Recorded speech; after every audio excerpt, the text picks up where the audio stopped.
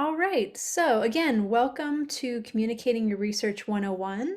I'm going to go ahead and share my screen here. Hold on one second.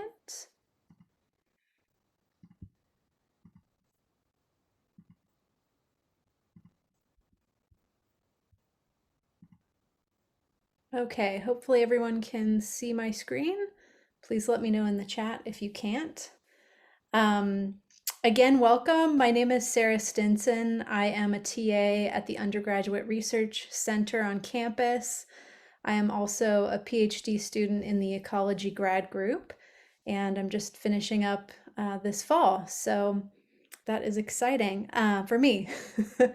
So, communicating your research 101. First of all, hopefully you have all had a chance to check out the amazing resources that the Undergraduate Research Center has to offer. But just in case you're new and you haven't really explored what we offer very much, I wanted to give a quick introduction to what the URC does and who we are. So, our whole goal is to help you succeed. And we do that by connecting you with opportunities in research, whatever field, whatever major you may be in. Research can take many forms. So I highly encourage you to check out both our website. We have an amazing website designed by Dee, who's here. And we also have an office in the Student Community Center on campus. So just next to the South Coffee Shop, South Coho. All right, so these are just some of the things that we offer. We have workshop series that are available both in person and online, including the Discovery Cafe, which is a Q&A session. So these are usually themed events where we have the chance to give you some information about, for example, how to get started in undergraduate research for all majors. Sometimes when you're new on campus, it can be really overwhelming because there's so many options, so many activities and workshops and everything, but we try and synthesize that and help you through the process. We also have some amazing awards and fellowships that we can assist you with your application or learning more about whether you're eligible for some of these opportunities. The picture I put on this slide is for the Provost's Undergraduate Fellowship. Applications are coming up in November, so if you're interested in that, we have more information on our website, and we'll have some more informational sessions and recordings of those sessions as well. If you are not a STEM major, if you are in the humanities or social sciences, arts, we also have mentor-mentee opportunities, and you can learn more about that on our website as well. And then lastly, we have a workshop series, and they're fun. So even if you're just kind of dipping a toe into undergraduate research to see if that's for you or not, I highly recommend checking out some of the resources that we have available. They're live, they are sometimes virtual or often in person as well, and the recordings are also available on our website. And then just to highlight one last event here, we have a yearly conference, and this is an amazing opportunity to both have the chance to communicate your research, which is hopefully why everyone is here, is to learn a little bit about how to better communicate your research. And also to give you some cool stuff to put on your resume or your CV. This is a professional conference, and employers and grad schools love to see that you have experience in communicating your research, especially in professional conferences. So make note of the date. Information is on our website. It's very friendly. It is open to all disciplines. We have everything from traditional poster style and oral presentations to arts and design exhibits where people can bring in models of their work, or if you're a fashion designer, people bring in examples of their work that are often in a format that you may not think of if you're not in that major discipline. So it's open to everyone. Come join us. It's great to learn about what other students are doing on campus as well. When we were in person before 2020, we usually had about 700 presentations from undergrads just like you. So it's huge and a really great opportunity to network. Okay, so let's get into it. What does research communication look like? You may have an idea of what communicating your research looks like, but often you are communicating research in scenarios that you may not realize. So often for undergraduates, that could be in a class situation. You might be doing a presentation for a specific course. You could be presenting at a conference like the last slide, either as a poster format or in a platform presentation, an oral presentation. It could be just you talking to your friends after class and you're trying to help them understand a new concept that you've learned in a lecture. And maybe they're not in the same discipline as you are, so you have to really think about how to communicate that information for your audience. It could also be in an interview scenario. So you could be interviewing for a research internship where the interviewer, usually a faculty member, may ask you, so what do you do? What is your research? Or what are your research interests? And you have to be able to communicate with that person about what your interests or your experiences are. And then, of course, job interviews and grad school applications as well. Same sort of scenario. And this is, again, for all disciplines. So even though if you are a STEM major, you may think of research communication as science communication. It's not just about science, technology, engineering, or math. It can be all sorts of different topics. So this includes design, creative arts, film, dance. It can be social justice, policy. Any of those topics involve clear and effective communication skills. So we're going to talk a little bit about some basics. Of course, it's a huge topic and we can't cover everything in an hour, but I'm going to give you some pro tips on how to get started and how to think about the basics for communicating effectively. And then, of course, there is your life after college, whatever form that may take. So a lot of different careers include some sort of communication, especially related to research. So this can be either in a traditional academic career path, government policy, informing policy for state or federal government. All kinds of different positions require communication skills in general, and specifically the ability to take complex ideas and distill them down for your audience. So here's an overview of what we're going to talk about. First of all, you want to understand your audience. So who are you trying to communicate to? If you are describing your research to, say, a family member who doesn't have a background in that field, you might use different words, different visual aids, different body language even than you would if you are presenting to your peers or to professionals in your field at a conference, for example. So understanding your audience, very important. How do you tell the story? How do you create what I'm calling a narrative structure? So how do you get from point A to point B to point C while you're telling the story of your research? And that's going to help give people this overview and understanding of how your research also fits into the bigger picture in your field. So how does what you did influence or affect the field? Or why does it matter? Why did you do the research in the first place? What information was missing that you were trying to develop? Also important, avoiding field-specific jargon. So that means technical terminology that people outside of your field may not be familiar with. And it's always fun to throw around those $10 words that you just learned in your reading or your coursework or your own research experience. But if your goal is effective communication, then it may not be the best idea to use those words if you don't think that your audience is going to be able to understand them. And then a couple of last things, effective visual aids. Of course, this depends on the format that you're using in your presentation. So if you are presenting a PowerPoint slide deck, you are going to have lots of opportunities for visual aid. aids, but if you are, say, just in a casual conversation or you're in a job interview, you may not have those same resources. So that'll be context dependent, but also important if you do have the opportunity to add in visual aids.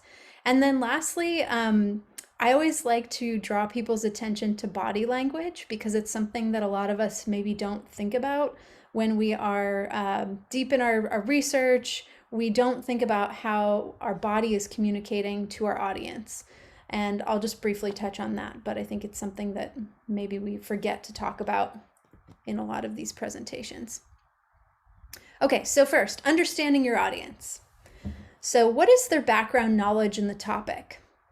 That, I think, is the number one thing to think about.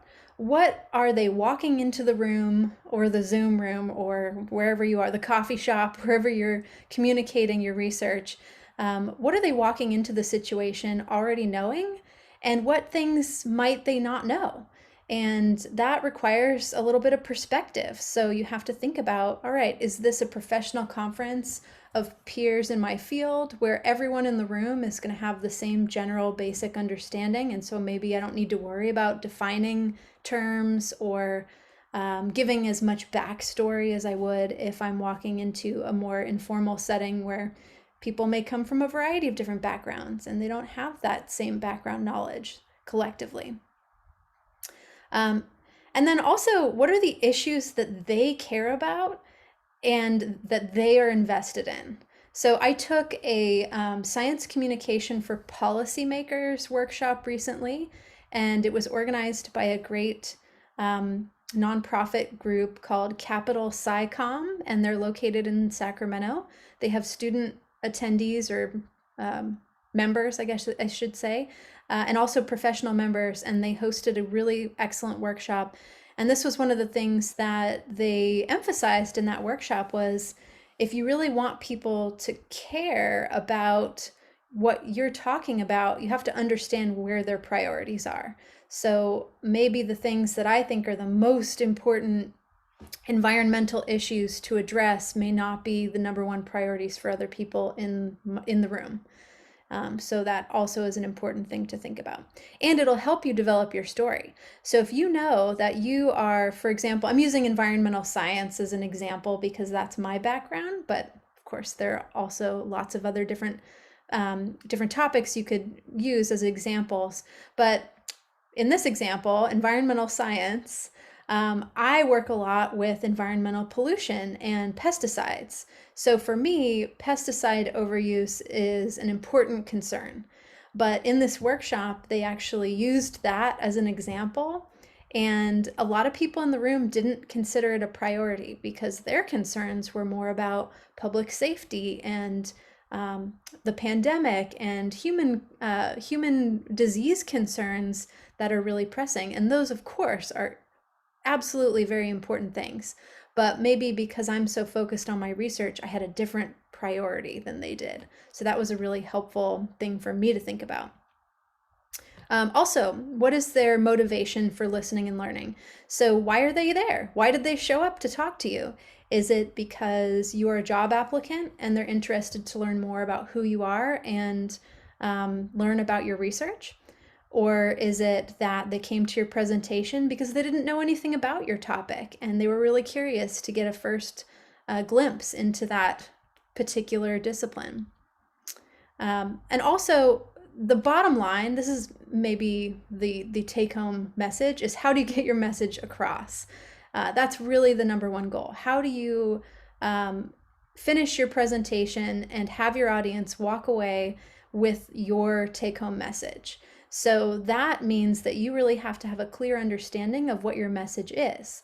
And in general, people recommend that you have up to 3 main take-home messages in any given 15 to 20 minute oral presentation or even a poster. So you really have to narrow it down and think about what are the main take-home messages that I want people to walk away from. Start with the number one most important and then work down maybe another 2 at most, but you really want to keep it focused so that people don't get lost in the information that you're giving to them. So what is the take-home message? That's important for communicating with your audience. All right, so I already mentioned this a little bit. Jargon, specialized words or expressions, we all use them without realizing them. You're learning them in your coursework as undergraduates. You will continue to hear them as you progress through your specific field of specialization. And on that bottom right image, it really creates this gap between the person who's trying to communicate and the person who's receiving the information. If you're just throwing words at them, they may not end up taking a lot of useful information away from your interaction. So that is key to effective communication. And really, if you can't explain it without jargon, maybe you don't understand it well enough. There's a lot of, I don't know, TikTok presenters and social media people who they want you to explain it like you're 5. So if you can explain it without using any technical terms, you're right on target, because that's going to be the easiest way for people to absorb the information. And of course, then you can build from that and add detail and add more technical terminology after you get the basic idea across. But if you just throw all the jargon at them first, they may feel overwhelmed or even disconnected or isolated from what you're trying to communicate. So simple is better. So I've got an example here, A Tale of Two Talks. So this might be the title of a poster or the title of an oral presentation. And the first option, I won't read it because it's super long and full of lots of technical terminology, is completely appropriate for some situations. So if I were presenting at a professional conference of ecotoxicologists, and they all know what I'm talking about when I say chlorantraniliprole. It took me like a year to be able to say that right, because it's easy to stumble over that one. But if they all are familiar with that terminology, this is completely appropriate, and that will actually be maybe even an advantage for you, because now you're speaking their language and now you're connecting on that level of vocabulary with your audience. So in some situations, technical terminology is acceptable, but if I'm presenting at a conference where maybe it's professionals from all different fields or people from different backgrounds, if I want them to be interested and come up and talk to me or attend my talk or stand in front of my poster and talk to me, I better make it approachable and accessible. So maybe in that scenario, option B is a much better title or first slide for my presentation, because it poses a question and then it suggests that I'm going to tell them about the answer and how I got to the answer. So immediately you're starting to develop this storyline. Okay, and what do all these different movie posters have in common? Does anyone see a theme in these? You can type it in the chat if you're like, "Oh, I totally see that," or "I've heard about this before." There's something that all of these different posters have in common. Most of them could be classified as action adventure sort of movies. I think most of them are. There may be some exceptions in here. Yeah, I've got one person in the chat. Blue and orange, exactly. Thank you, Neil. So there is a strong color theme throughout these posters. And this is something I took a science communication workshop with a woman who worked with Pixar, and she did a lot of visual storytelling for scientists and did workshops to help scientists communicate their research. And this was actually an example that she used.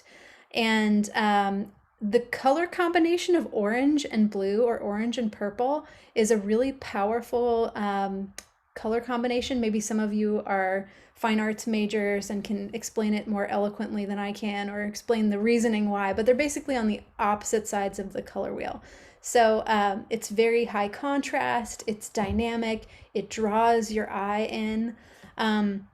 So that is something to think about, especially with presentation styles that are mostly visual. So for example, a research poster. If you're walking through a room and you see hundreds of posters in front of you, your eye might be immediately drawn to a strong color theme before you can even read the text on that poster. This doesn't mean it has to be super over the top and dramatic, but it could really help your poster stand out in that situation. And that's something I think we're not really taught as scientists, or, well, I guess as artists you are, but in the STEM field, it's not something we talk about very much in my experience. So think about visual impact. So how can you attract the viewer's eye and draw their attention in before you even have any sort of verbal communication with them or visual text communication? So what is the first impression they're going to have about your poster? So again, I'm going to use environmental science and ecology examples, but this applies to all different fields. One of the organisms that I study is this really cool looking bug.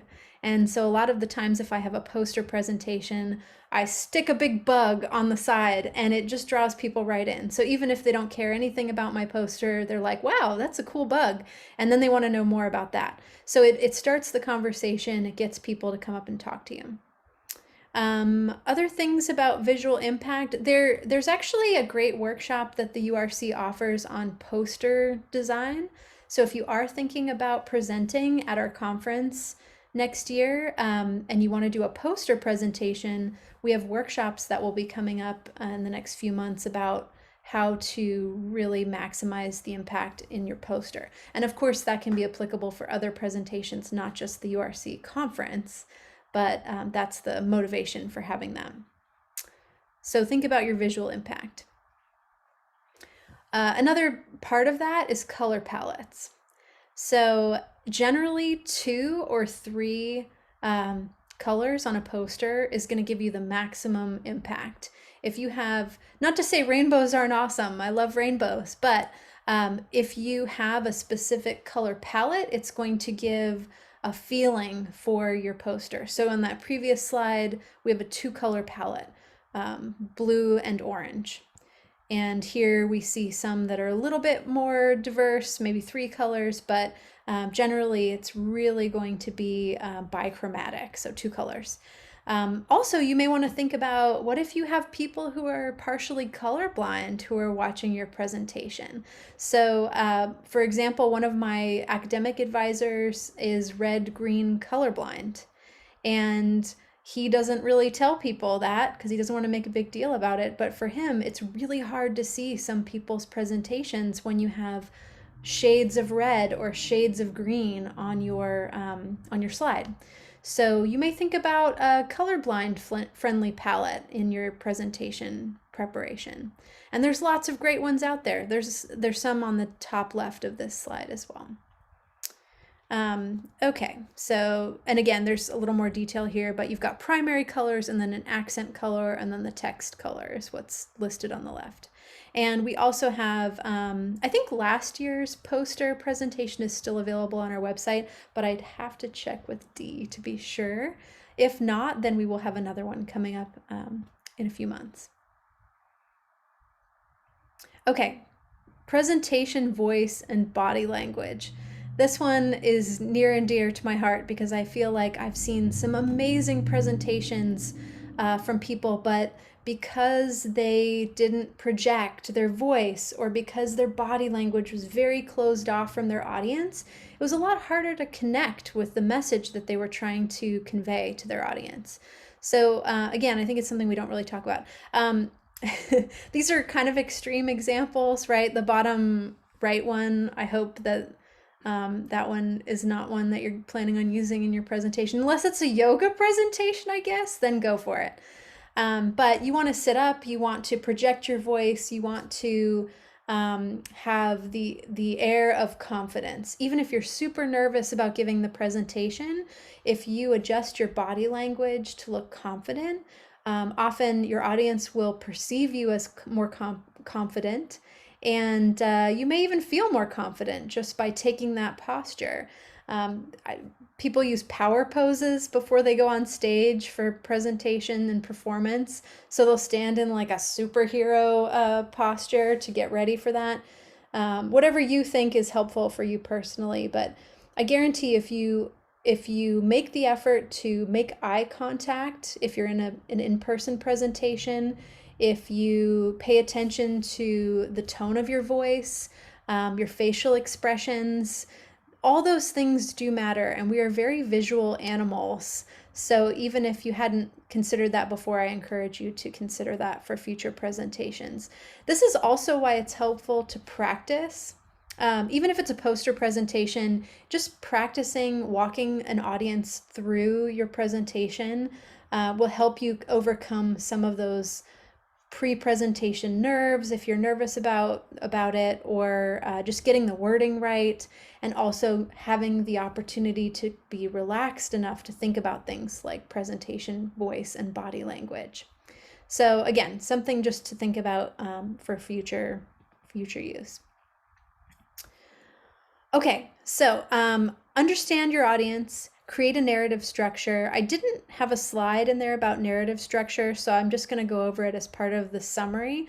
I mentioned it a little bit at the beginning, so going from point A to point B to point C. So what do I mean by that? Generally, you will have, let's say you're reading a book. Let's say you're reading an action adventure story, and you're introduced to the hero at the beginning of the story. Some conflict or drama happens. The hero has to overcome that difficulty, and then everything is resolved by the end of the book. Everyone lives happily ever after.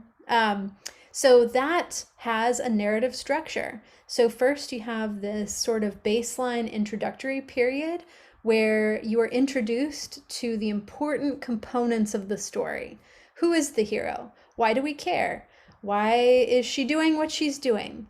So that's sort of the background information that you might put into a presentation, or even if you're writing a research proposal or a grant proposal, the same sort of narrative structure applies. So you have to give your audience some sort of background information at the beginning, because that helps them care about what happens next. If they have no investment in the outcome, they're less likely to pay attention during the middle portion. So you introduce the important background information. Maybe 3 main important background pieces of information would be helpful. So in the example I gave earlier about the tale of 2 talks, here I'll go back to that slide here, hold on. So in this story, I have to introduce the topic because maybe you've never thought about it before. Maybe you've never even considered that pesticides might hurt biology that's in rivers and streams. So first I have to tell you that. I have to say that when there is a lot of agricultural use or even urban land use like cities, people are using pesticides. So they're spraying the apartment building for roaches, they're spraying the crops for pest species, and when it rains, all of that actually goes into the rivers and streams and affects the animals and plants that live there. So now that you have that background information, all of a sudden you could be like, oh wow, I wonder what happens to them, or that's concerning. I'd like to know more about what the impact of that is. So that's the relevant background information that I would give you for this presentation. So then you have sort of the conflict, or introducing the action of the story. And so for this example, I've given you the background. Pesticides are bad, they hurt stuff in the water.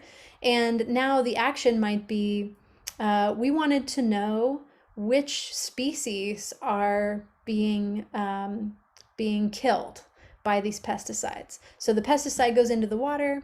What's happening in the water? How does that affect all those organisms? So then I'm going to tell you a little bit about the methods. So the methods that I use to address this question are going to be introduced as part of this this action, climbing action. So then I tell you, and I've told you in the either the title, or this could be the first part of the presentation, that I'm using DNA monitoring tools to solve this problem or to address this problem. So it's difficult to monitor some of these species. They're hard to find, they're hard to identify.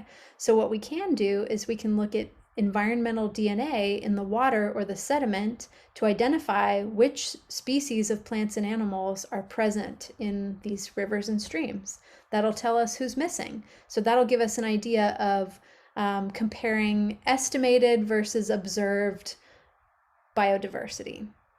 So that's part of the climate action. Then you get to the in the narrative structure, it's called the climax, and that's going to be your main result. So we found that sensitive invertebrates are missing from streams that are impacted by these specific chemicals. Bam, that's my main take-home message. So if you came to this talk and you walked away with nothing else, that's what I would hope you would walk away with, is the fact that these pesticides impact these species. So then you have the summary or the conclusion. So what does that mean? That means that we can use this tool to examine how other places are being impacted by these chemicals and hopefully inform how regulatory agencies regulate these chemicals. So maybe if they're harmful to certain species, they change the use policy. So who's using them? Is everyone allowed to use it? Can you buy it at Walmart? Or does it come with a special warning label that says don't use this chemical near waterways? Maybe that's an improvement. Or maybe not everyone gets access to using these chemicals, or the amount of use is restricted. So that's the narrative structure that I mentioned. Avoiding jargon, we went over that. Self-explanatory. Visual aids, think about your color palette, think about how to visually draw your audience in, and then also pay attention to your voice and body language. We also post a lot of the opportunities that I mentioned at the beginning of the talk on our social media.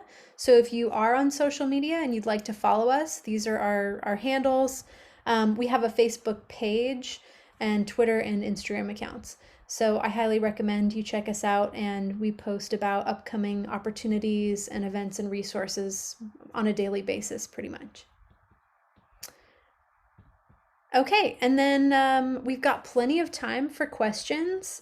And what I'll do is just open it up for questions. If you have a question you want to put in the chat, totally fine, or you can unmute yourself. Either way, it's a small group. Any questions?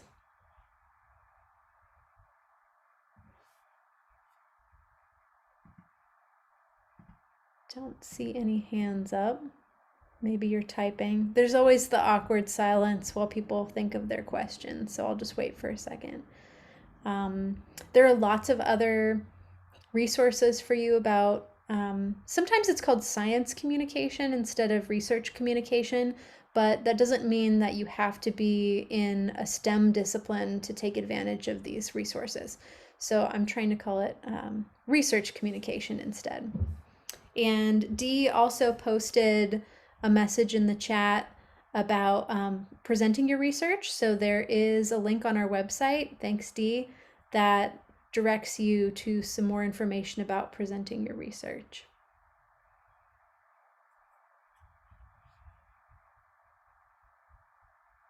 All right. Oh, there's a question. All right. So visual is important, but how do we go about finding a balance? Yeah, that is tricky. So generally for PowerPoint presentations, you want to minimize the amount of text that you use because your audience is listening to you talk and reading at the same time. And some people have difficulty with absorbing a lot of written text while they're listening to you. So it's important to minimize when possible. Think about what the most important visual aid might be. So let me give you an example here. Hold on, I have to find it.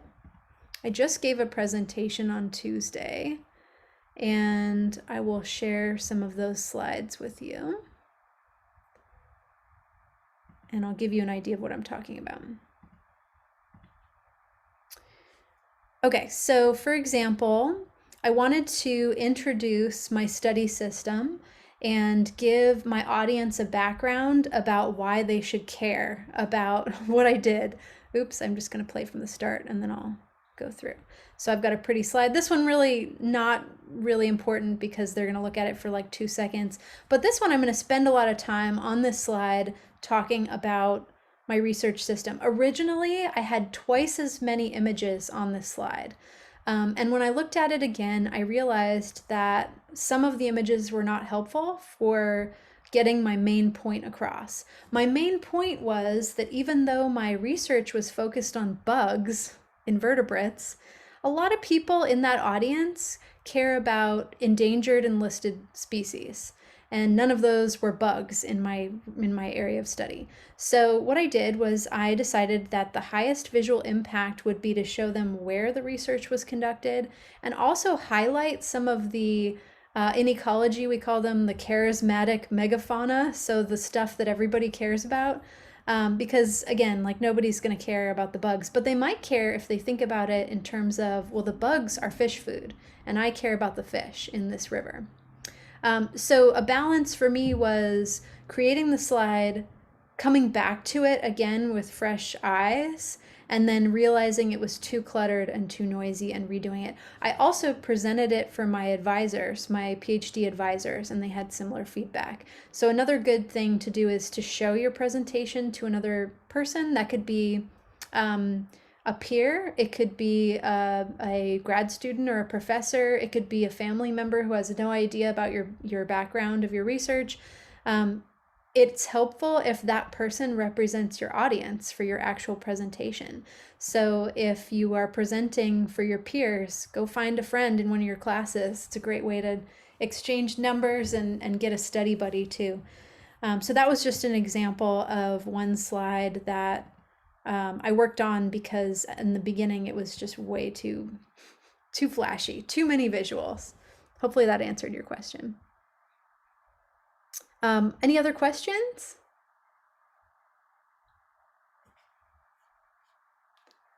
Awesome. Okay, great. Well, thank you for attending, and hopefully we'll see you at other undergraduate research center events. So have a great weekend.